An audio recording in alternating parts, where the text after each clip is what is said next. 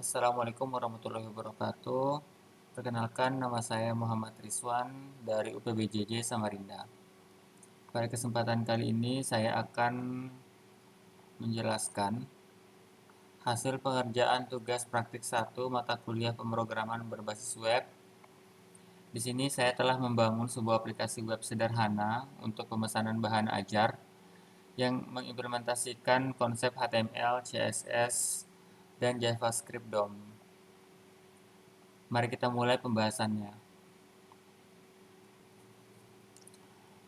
Pertama, saya akan membahas struktur file HTML yang saya buat.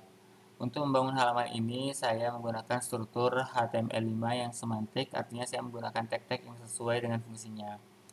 Saya menggunakan tag header untuk bagian judul utama aplikasi, tag main membungkus konten utama, yang saya bagi menjadi dua bagian, menggunakan text section.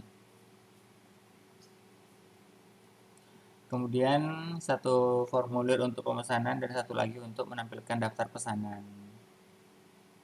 Nah, di dalam form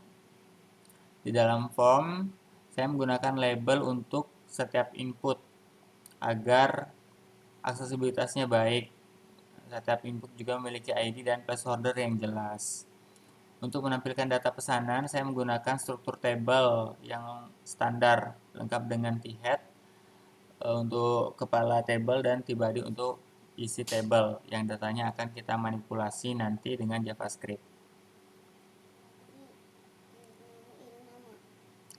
Terakhir ada tag footer di bagian bawah untuk informasi hak cipta.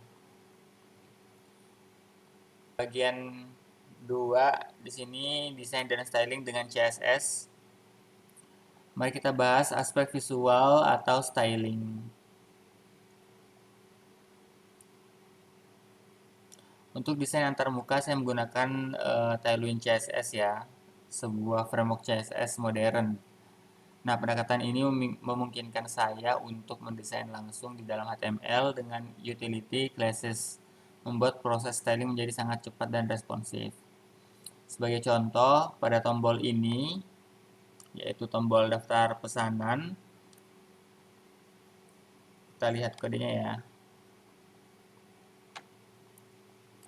Nah, setiap kelas ini memiliki satu fungsi spesifik. Nah, wfull ini untuk lebar penuh, BGBlue 600 ini untuk warna latar, kemudian text white untuk warna teks, dan rounded LG untuk sudut yang membulat. Selain itu, saya juga menambahkan sedikit internal CSS di dalam text style untuk mendefinisikan font inter dari Google Font sebagai font utama untuk mengatur transisi fade in out pada notifikasi. Bagian JavaScript. Nah, ini untuk bagian JavaScript-nya. Pertama, semua kode saya bungkus dalam event listener DOM content loader untuk memastikan script baru berjalan setelah semua elemen HTML dimuat dengan sempurna. Di sini saya menambahkan data pesanan ya, saat formulir di submit saya menangkap event tersebut dan memanggil event prevent default untuk mencegah halaman mereload. Selanjutnya saya melakukan validasi form. Saya mengambil nilai dari setiap input dan memeriksa apakah ada yang kosong. Jika ada, sebuah notifikasi custom akan muncul di pojok kanan atas dengan pesan error.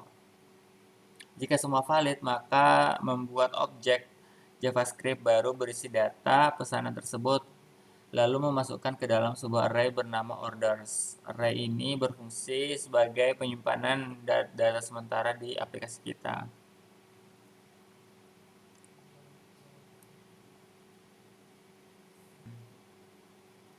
Setelah data berhasil ditambah ke array, saya memanggil fungsi render table untuk memperbarui tampilan table dan mengosongkan form. Menampilkan data manipulasi DOM. Nah, di sini fungsi render table inilah yang bertanggung jawab untuk memanipulasi DOM. Fungsi ini pertama-tama akan mengosongkan isi table, lalu akan looping atau perulangan pada setiap data yang ada di dalam array orders. Untuk setiap pesanan, JavaScript akan secara dinamis membuat elemen HTML baru yaitu baris table tr beserta sel-selnya yaitu td. Lalu mengisinya dengan data dari objek tersebut. Baris yang sudah jadi ini kemudian ditambahkan ke dalam tbody table sehingga pengguna bisa langsung melihat data yang baru dimasukkan. Kemudian ada tahap menghapus data. Untuk fitur hapus, saya menerapkan teknik yang disebut event delegation. Saya hanya masang satu event listener pada tbody. Saat ada klik area table, script akan memeriksa apakah yang diklik adalah tombol dengan kelas delete button.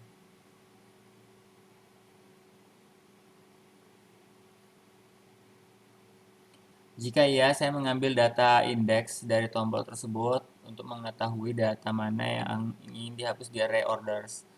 Kemudian saya menggunakan metode splice untuk menghapus elemen dari array lalu memanggil kembali render table untuk menyegarkan tampilan table.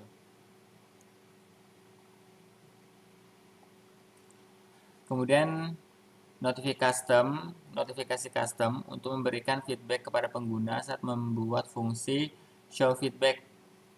Alih-alih menggunakan alert bawaan browser, fungsi ini menampilkan sebuah elemen div yang sudah saya siapkan.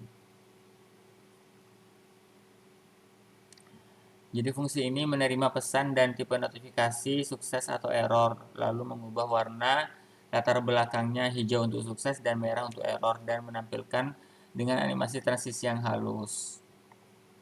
Kesimpulan dan potensi pengembangan. Di sini aplikasi ini telah berhasil mengimplementasikan struktur HTML yang semantik, styling CSS yang modern dan responsif, serta manipulasi DOM dengan JavaScript untuk validasi form dan manajemen data table secara interaktif.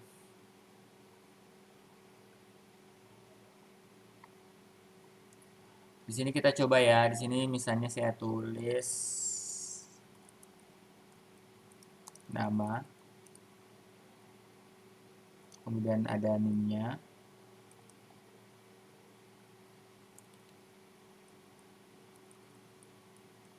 Kemudian mata kuliahan ya, saya coba pemrograman berbasis web.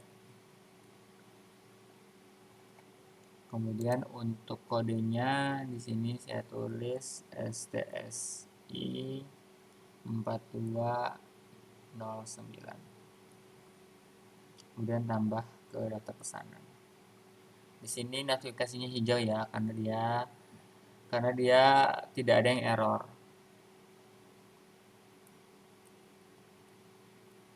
Coba di sini saya isi sembarang ya.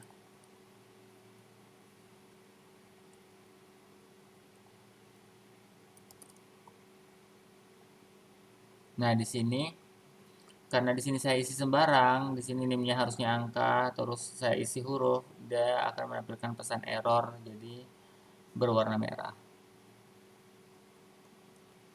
Sekian penjelasan dari saya tentang tugas praktik 1 ini. Atas perhatiannya saya ucapkan terima kasih.